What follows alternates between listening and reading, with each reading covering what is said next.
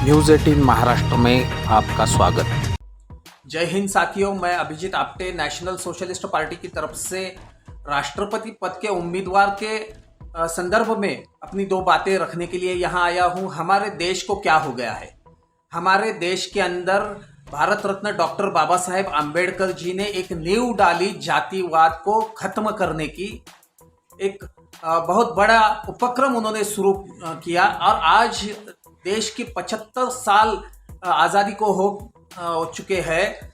संविधान के स्वरूप में एक ग्रंथ इस देश को मिला है और जातिवाद को हमें मिटाने की एक बड़ी क्रांति करने की आवश्यकता है। ऐसे में हमारे देश का राष्ट्रपति पद का चुनाव आज भी जातिवाद के ऊपर आधारित है।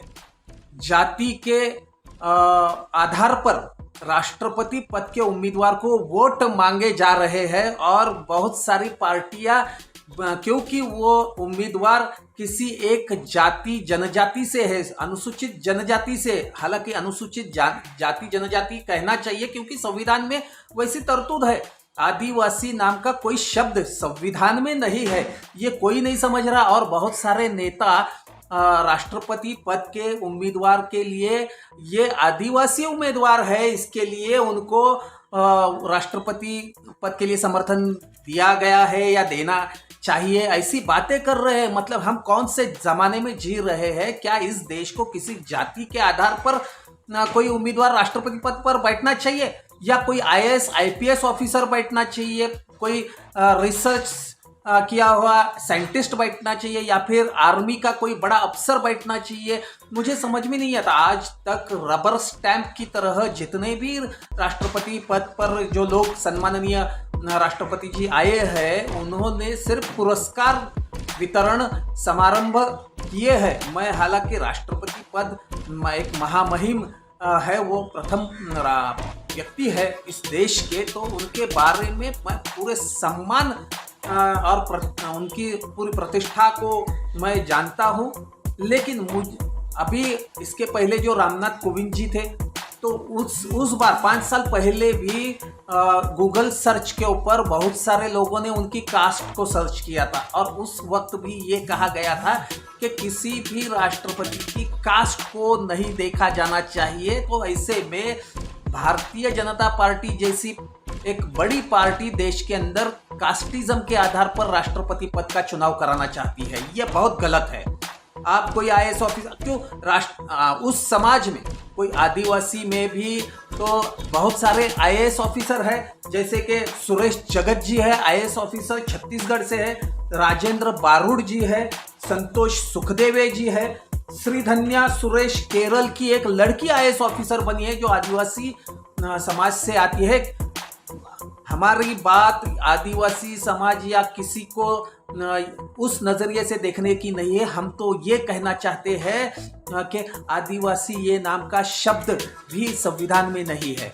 ऐसा जो उनके नेता है आदिवासी नेता एल.के. मडावी, इन्होंने भी ये बात कही है कि हम लोग को अनुसूचित जाति जमाती के रूप में देखा जाता है संविधान के हिसाब से, लेकिन हमें आदिवासी मूल निवासी कहा जाना चाहिए।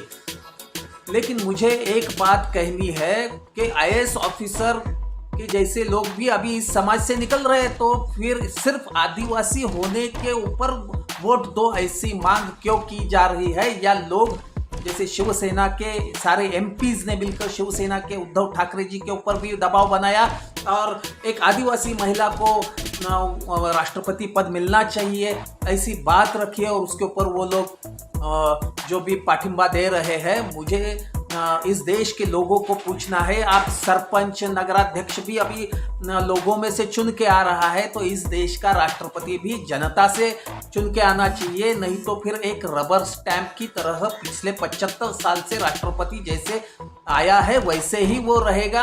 किसी भी राष्ट्रपति ने राष्ट्रीय स्तर पर कोई भी बड़ा काम बड़ा निर्णय लिया नहीं है आज तक, ये इतिहास है।